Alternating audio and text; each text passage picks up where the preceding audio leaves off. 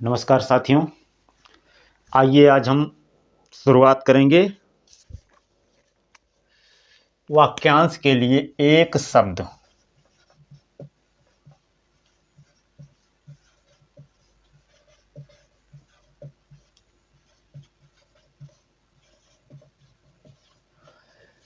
यहाँ से भी एग्जामों में काफ़ी ज़्यादा प्रश्न आते हैं। एक दो तीन प्रश्नों की जो मात्रा होती है लगभग 2 3 1 ए हो सकती है। तो एक या दो सवाल तो अक्सर ही पूछे जाते हैं, चाहे जो भी एग्ज़ाम हो, चाहे वो यूपी पेट का हो, चाहे वो यूपी पीसीएस का हो। किसी भी लेवल में 1 से 2 प्रश्न यहाँ से पूछे जाते हैं। 2 3 नियम है इसके, 2 नियम, बस उसी को जानना है कि ये नियम कब और कहाँ अप्लाई होते हैं। इसके अलावा इसमें कुछ भी नहीं है। वाक्यांश के लिए एक शब्द में बस 10 5 उदाहरण बता देंगे, वो नियम बता देंगे, आप लोगों को पूरी तरीके से कंठस्थ हो जाएगा। तो दोस्तों, वीडियो को पूरा देखिए, लोगों तक वीडियो को शेयर कीजिए, क्योंकि हम आपके लिए जब मेहनत कर रहे हैं तो आप लोग भी हमारे लिए थोड़ा परिश्रम कीजिए, चैनल को आगे बढ़ाइए। वीडियो अच्छी लगे तो लाइक ज़रूर करना। तो आइए शुरुआत करते हैं हम वाक्यांश के लिए एक शब्द। एक श्रृंखला से हमारी वीडियो चल रही है, पूरी हिंदी शुरू से लेके ए से लेकर के जेड तक हम बताएंगे। तो आप लोग जिन बच्चों ने पिछला वीडियो हमारा नहीं देखा, वो जा करके प्लेलिस्ट में पिछला वीडियो देख लीजिए। यूपी पुलिस और आरओ के नाम से हमारी प्लेलिस्ट है, वहाँ पे जाइए, वहाँ पे पूरा वीडियो आप लोग देखिए। आइए हम शुरुआत करते हैं वाक्यांश के लिए एक शब्द। अर्थात इसका मतलब होता है जो शब्द अनेक शब्दों, परिभाषा लिख लीजिए, जो शब्द अनेक शब्दों द्वारा कही गई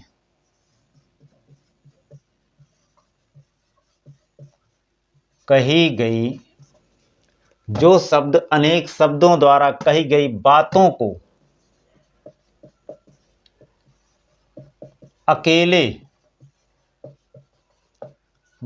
को अकेले ही प्रकट कर दे।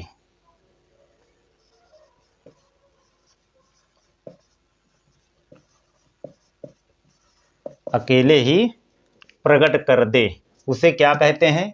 वाक्यांश के लिए एक शब्द। ठीक है, उसे वाक्यांश के लिए एक शब्द कहा जाता है। जो शब्द अनेक शब्दों द्वारा कही गई बातों को अकेले ही, सारांश जिसे बोलते हैं छोटे में, अकेले ही प्रकट कर दे, उसे हम क्या कहते हैं? वाक्यांश के लिए एक शब्द। वाक्यांश काफ़ी बड़ा होता है और जो उसके लिए एक शब्द होता है वो बहुत छोटा होता है। जिस प्रकार से गागर में सागर भरना, अर्थात एक छोटा सा गागर बोलते हैं गगरी को, उसी में सागर को समाहित करना। समंदर तो समाहित नहीं होगा, लेकिन वो समंदर की पूरी परिभाषा कह दे, वही है गागर में सागर भरना। तो इसी प्रकार जो एक छोटा सा वाक्य, एक छोटा सा शब्द पूरे वाक्य की परिभाषा को प्रदर्शित कर दे, पूरे वाक्य की परिभाषा को बता दे, वही क्या है? वाक्यांश के लिए एक शब्द होता है। आइए नियम नंबर 1 पर हम बात करते हैं। उदाहरण देख लेते हैं। जैसे इसका, जैसे जल में उत्पन्न होने वाला, जल में उत्पन्न होने वाला। अब जल में उत्पन्न होने वाला मछली है। मछली क्या है? एक जलीय जीव है, लेकिन मछली जल में उत्पन्न होती है। हम अगर ऑप्शन में मछली आता है तो मछली नहीं डालेंगे, ये वाक्यांश के लिए एक शब्द नहीं हो सकता। अर्थात पूरे सागर को समाहित करना है, एक गागर में पूरे सागर को समाहित करना है। तो मछली एक प्रकार से संज्ञा हो गई, एक जीव का नाम है मछली। मछली एक प्रजाति है जीव की, यहाँ पे नहीं हो सकता। कछुआ, ये भी जलीय जीव है, ये भी एक जलीय प्रजाति है, कछुआ की प्रजाति है। इसके अंतर्गत बहुत सारी प्रजातियां आती हैं, लेकिन ये एक जाति की प्रजाति है कछुआ। मगरमच्छ, ये भी एक जाति की ही प्रजाति को प्रदर्शित कर रहा है, ना कि पूरे समंदर को। तो जो समंदर में जन्म लेते हैं, जो जल में उत्पन्न होने वाला है, जल में मछली भी उत्पन्न होती है, जल में सीप भी उत्पन्न होती है, जल में शैवाल भी होते हैं, कवक भी होते हैं, जलीय जीव भी होते हैं, कई सारे उसमें मछलियां होती हैं, विषैले सांप वगैरह बहुत सारे ऐसे हैं। समंदर में ही सबसे ज़्यादा क्या मिलती है, भिन्नताएं पाई जाती हैं जीवों की। तो समंदर में जल में उत्पन्न होने वाला, इसे सीधी सीधी भाषा में हम क्या कहेंगे, सीधा सीधा बता देंगे, जलज। ठीक, तो जलज अर्थात जलज के अंतर्गत सब कुछ आ गया, चाहे वो सीप हो, चाहे सागर में मगरमच्छ हो, चाहे वो मछली हो, चाहे मछली की कोई भी प्रजाति हो, चाहे कोई पुष्प हो, अर्थात जल में उत्पन्न होने वाले जो भी हैं सब जलज के अंतर्गत ही आएंगे। पूरा पूरा ब्रह्मांड को समाहित कर लिया ये जलज। अब हम बात करते हैं नियम नंबर 1 की।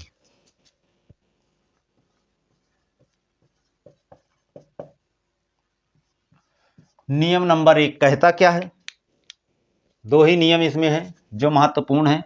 पहला नियम तो काफी ज्यादा है, ठीक है, कि यदि, लिखिए परिभाषा, यदि अन्य बातें समान रही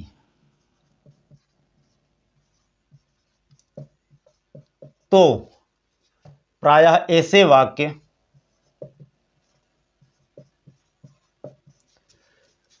यदि अन्य बातें समान रही तो प्रायः ऐसे वाक्यांश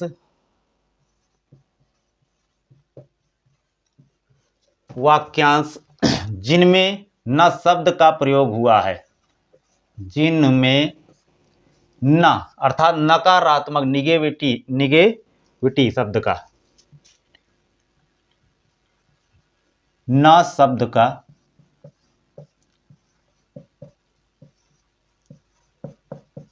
नकारात्मक वाक्य जो होते हैं, ना का प्रयोग वहीं पे होता, ना शब्द का प्रयोग हुआ,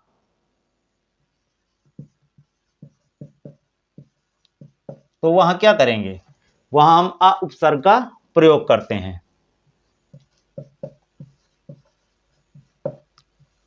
आ उपसर्ग,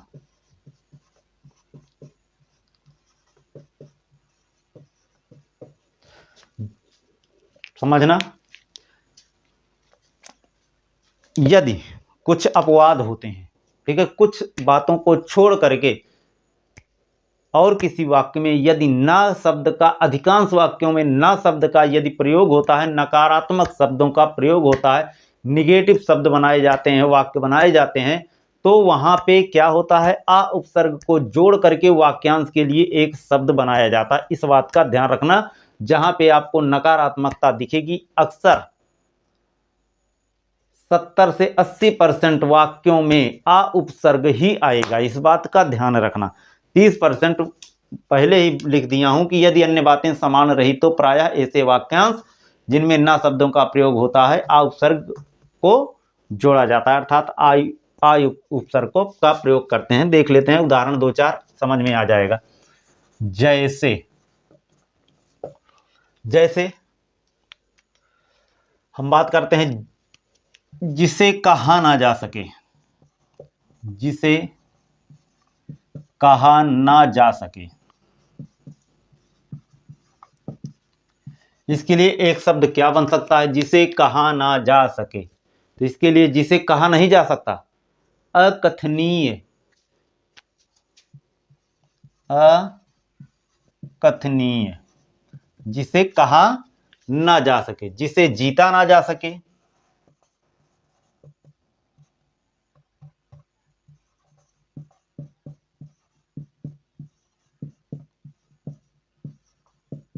जिसे जीता ना जा सके, इसे क्या कहेंगे, अजेय। आ उपसर्ग का प्रयोग करते जाएंगे, ना का प्रयोग हुआ है तो यहां पे आ का प्रयोग जरूर कर देंगे। अजेय, अजेय का मतलब होता है जिसे जीता ना जा सके, जो पढ़ा ना जा सके,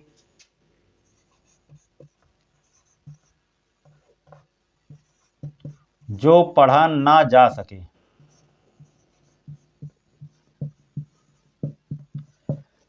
जिसे पढ़ा नहीं जा सकता इसे क्या कहते हैं? जिसे पढ़ा नहीं जा सकता इसे क्या कहेंगे? अपठनीय।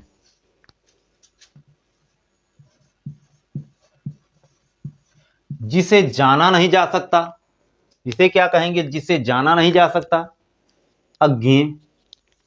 लिख लीजिए, जिसे जाना नहीं जा सकता।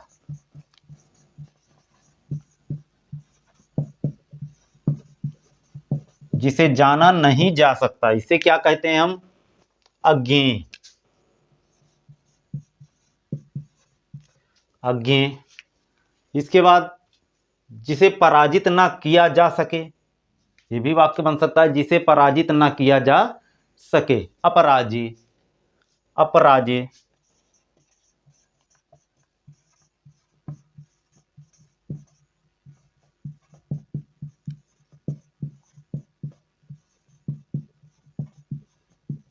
इसे क्या कहेंगे? अपराजेय। अपराजेय। जिसे पराजित ना किया जा सके इसे क्या कहते हैं? अपराजेय। एक वाक्य लेते हैं, जिसके समान कोई दूसरा ना हो। जिसके समान कोई दूसरा ना हो इसे क्या कहेंगे? इसे हम कहेंगे अद्वितीय।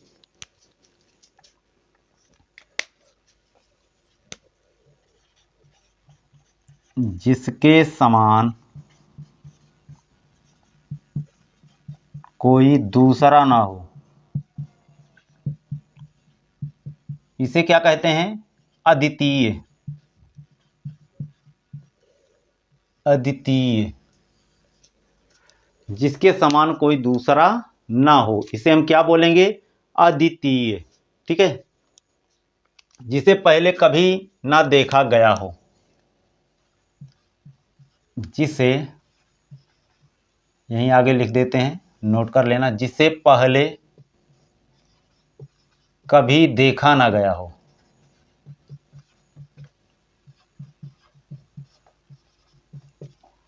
इसे क्या बोलेंगे? जिसे पहले कभी देखा ना गया हो। अदृश्य पूर्व। अदृश्य पूर्व।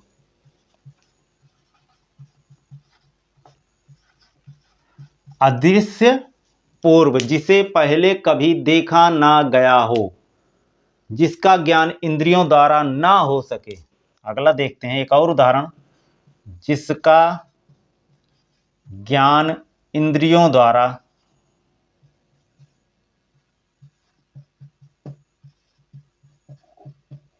ना हो सके।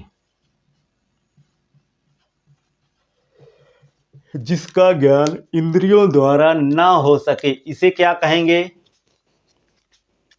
अगोचर। तो ये वाक्यांश के लिए एक शब्द है जिसमें आज हम नियम नंबर 1 पर ये बात कर लिए।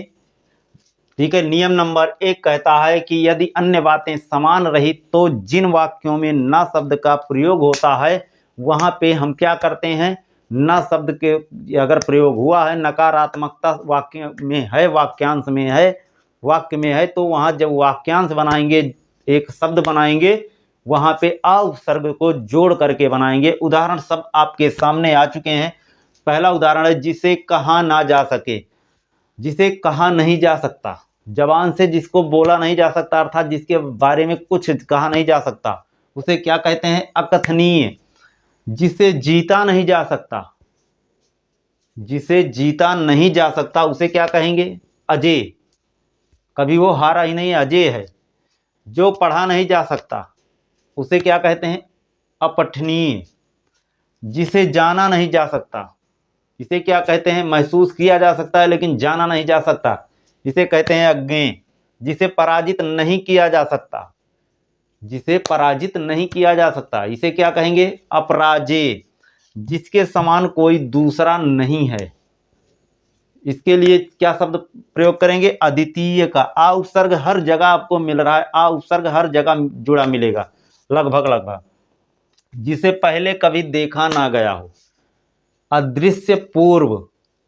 आ उपसर्ग का प्रयोग यहां भी। जिसका ज्ञान इंद्रियों द्वारा ना हो सके। अगोचर। तो अक्सर केसों में आ उपसर्ग का प्रयोग होता है, हम वो भी देखेंगे जहाँ पे आ उपसर्ग का प्रयोग नहीं होता। ठीक है, तो इसका स्क्रीनशॉट आप लोग ले लीजिए। आज नियम नंबर 1 पर बात कर लिए हैं, कल हम नियम नंबर 2 पर बात करके कुछ उदाहरण देखेंगे, इसके उपवाद भी देखेंगे कल के वीडियो में। फिर मिलते हैं अगले वीडियो में। नमस्कार।